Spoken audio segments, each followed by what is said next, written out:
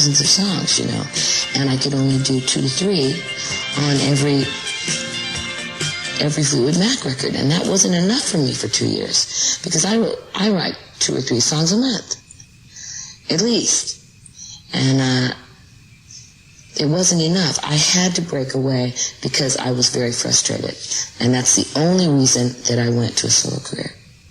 And but they didn't like the idea. They didn't like it. They didn't like it at all.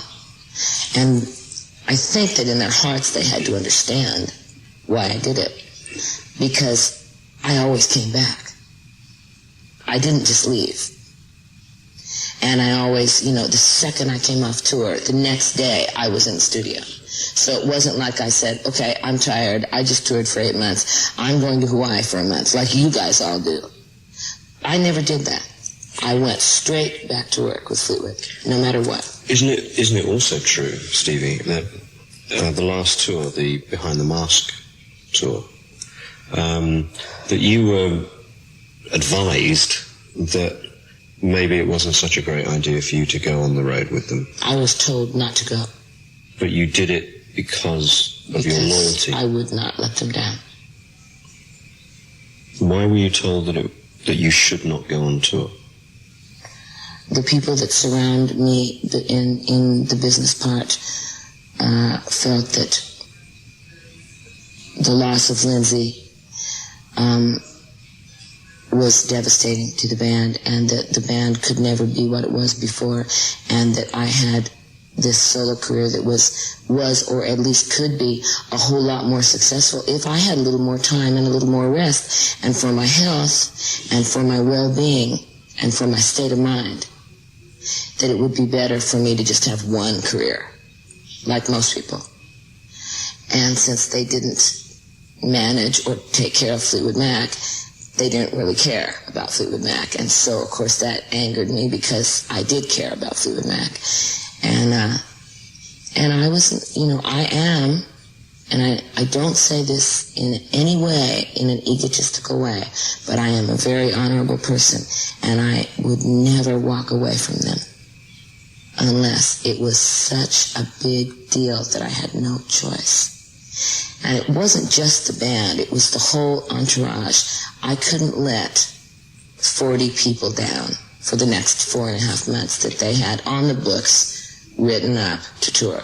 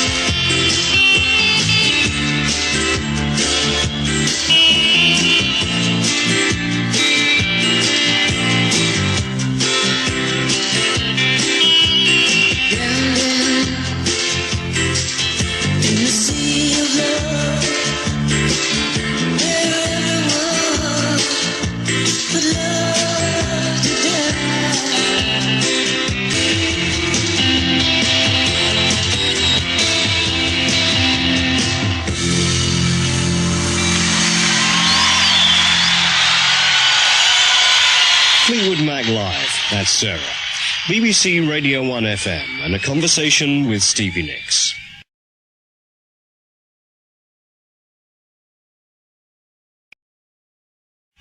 In 1983, Stevie's childhood friend Robin died of leukemia just after giving birth to a son, Matthew.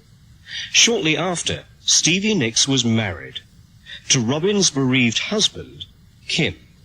I was insane when I married Kim, because we were both insane.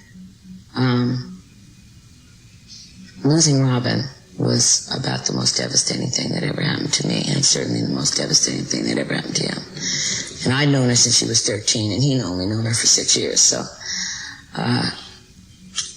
she'd been my rock of Gibraltar for as long as I could remember. And nobody could understand our grief. Nobody could understand how deep it went. And I would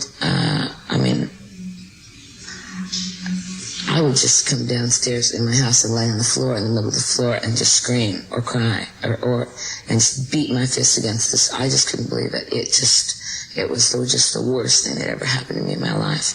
And the only person that could comfort me at all was Kim. And the only person that could comfort him was me. And for him, I was so like Robin. When she died, I think a little part of him almost thought I was her, reincarnate. And so when she died, and this didn't, for a month all it was me basically going to the hospital to see the baby, because the baby was only about 2 pounds when he was born. So it was me going to the hospital and him going to the hospital and the two of us going to the hospital. And really learning to really falling in love with this little baby that basically Robin had died for. She probably wouldn't have died for a couple of years if she hadn't had Matthew, because she refused treatment as soon as she found out. And I think that was just too much for either of us to accept, that she died for this child. And she didn't have to. She could have had an abortion right away. And she chose not to. She wanted to leave something behind. So during that month, I think, was when we decided that it was our duty to sort of take care of this baby and make sure this baby lived, because he was very sick and very premature, and his chances weren't good. And so we just sort of made a split-second decision, and it really had nothing to do with love or anything, except it had to do with he and I were the only two people on the earth that had anything to do with this child. And if we both had to give up everything, we would make sure this child made it. And the only way we could do that was to be together. And so we decided to get married. And we got married in 3 months from the day that Robin died. And nobody understood. Nobody. And it was very difficult. It's very difficult to plan the wedding. What did your parents say?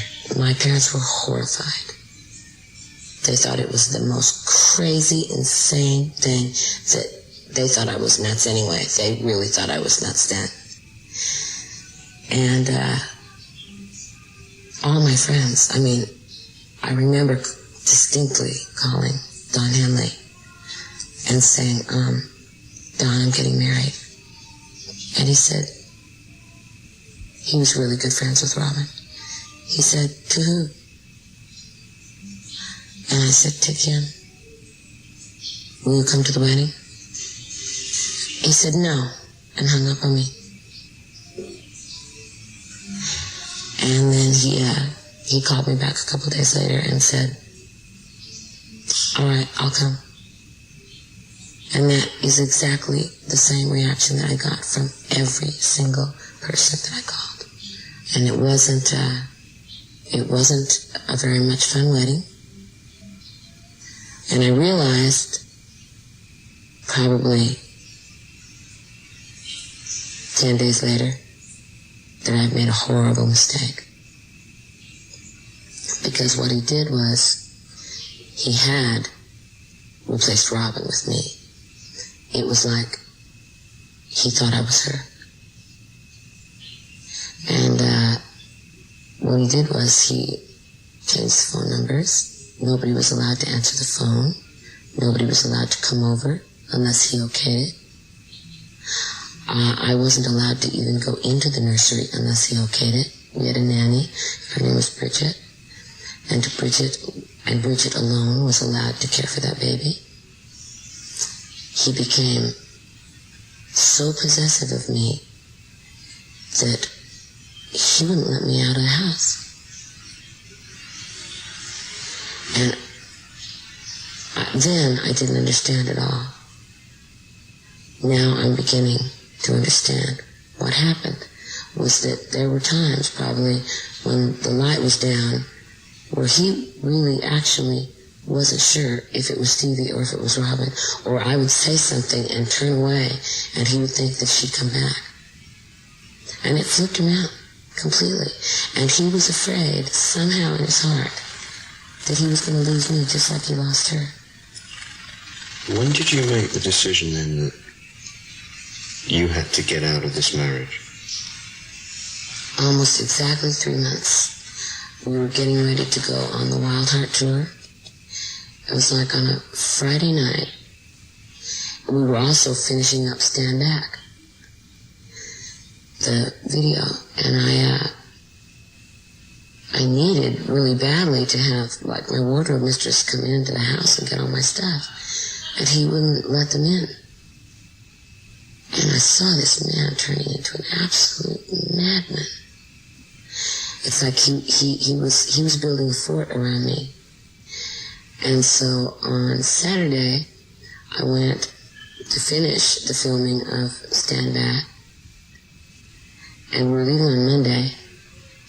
And I told him, I came back on Saturday night, and he screamed and yelled at me.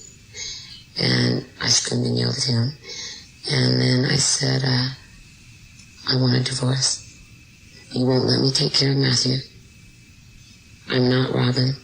I can't replace her. I wish I could, but I can't. So there is no reason for us to be together. And then I left. I left on Monday. This all happened between Saturday and Sunday and Monday. I left for 6 months and went on a tour to a wall called the Wild Heart Tour. My life is a crack. It's more fun to tell than it is to live. You haven't seen? No, I haven't Matthew? seen him once. No. I did get Matthew read the story in Us, and he wanted to know who his old mother was. And so Kim told him, and I was coming into town, amazingly enough, into Minnesota, and so he did come. I was asleep, and we had a show that night. And I did talk to Kim on the phone for a little while, and I just said, well, does Matthew look like Robin Kim? And he said, oh, Stevie, it's really weird. Sometimes he just turns around, and I'm just in shock for a minute. And so he sent me a little card with a little picture of him. And I haven't seen him since.